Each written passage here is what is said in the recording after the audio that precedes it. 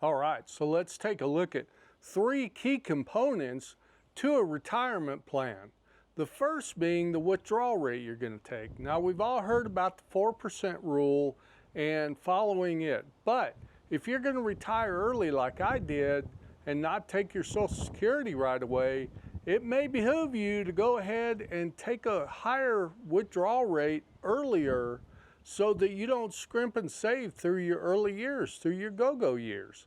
And then once Medicare kicks in, once you take Social Security, you can look at taking a little less withdrawal rate and maybe get it down below that 4% rate and see if that'll sustain you for a 30, 40-year retirement. Notice I said a 40-year retirement. We're living longer. And, you know, I think if you're going to retire at 45, 50 years old, I think you got to be looking at about 40 years probably.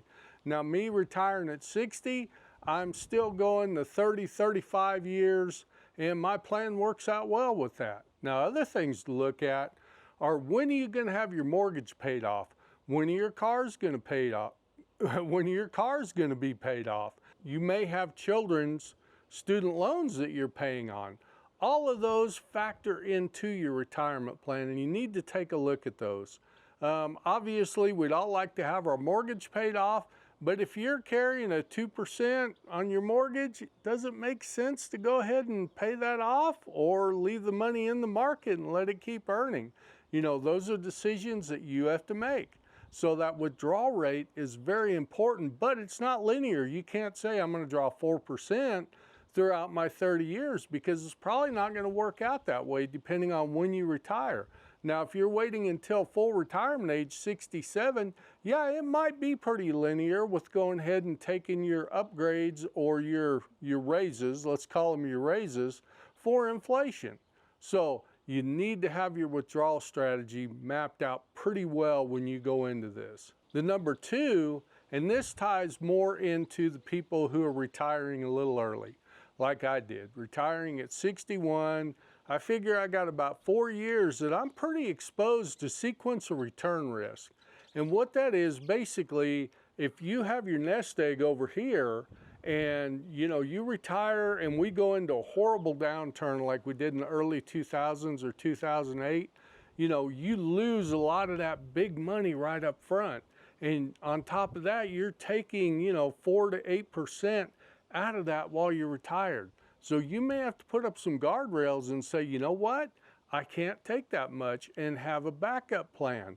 It might be going back to work part-time, which seems to be kind of a new retirement. I think it's like 48% of retirees within 15 years of retirement are planning on doing some kind of a side hustle or part-time work.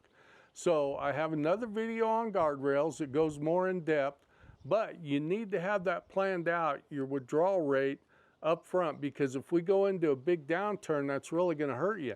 Now, if you go in and you rock along pretty good and you make, 6-7% on your money fairly, you won't make it consistently year over year. But if you're averaging, 4 to 8% that you're gaining on that, plus with what you're withdrawing, that could work out pretty well for you. And then you have a big downturn, later in life, that's not going to affect you near as much as it is up front. So sequential return risk, run those models, take a look at that, and make sure that you can't get into a position where you have to go back to work full time. And if you're willing to take that risk, then that's okay. You do you. Which leads right back into the third one, and that's having the Monte Carlo evaluation done. And what that does is take between 1,000, I think my model is about 1,000, and some of them run up to 10,000 different models of how your retirement's going to look. And it takes in those things. It takes in your withdrawal rates. It takes in the sequential return risk, and it gives you back a percentage. And, everybody would love to be at 99%. There's no such thing as 100% probability that you won't run out of money. But in reality, if you're in that 90% and up, you should really be taking a look at what it's going to take to pull the trigger on retirement. That's just my personal opinion, but talk to your financial advisor. Again, I'm not a financial advisor, I'm not a professional, but I would seek out some help from a fiduciary fee-only financial advisor who can really help you through this journey and run those different simulations for you.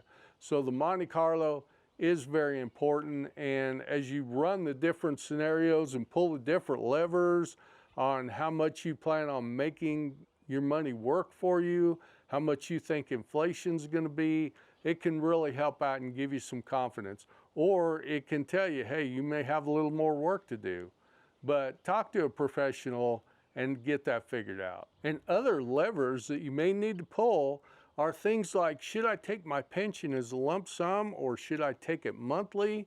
How my withdrawal strategy looks, the Roth versus a traditional, my tax strategies, all those kind of things come into play when you're talking about a retirement plan. So get that all put together, and I have a website now where I have some simple tools for you.